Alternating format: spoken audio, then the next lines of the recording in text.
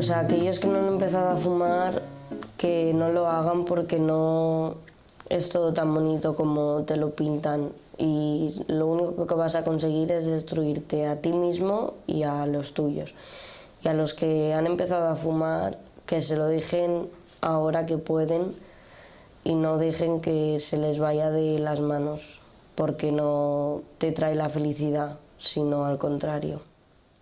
Para mí ha sido muchísima ayuda porque me ha dejado ver la vida de otra manera. Me ha ayudado a valorarme, a quererme a mí misma, a darme cuenta de lo que era la realidad y le estoy muy agradecida tanto a ella como al centro por todo el apoyo y la ayuda que me han dado para poder seguir adelante.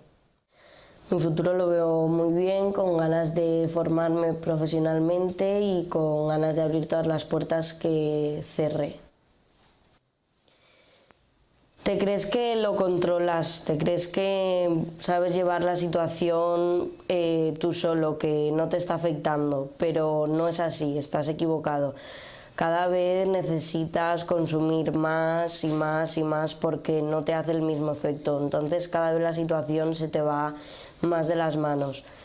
Yo, si pudiese volver atrás en el tiempo, os aseguro que no lo haría porque he perdido muchos años bonitos de mi vida y ahora estoy empezando a recuperarlos.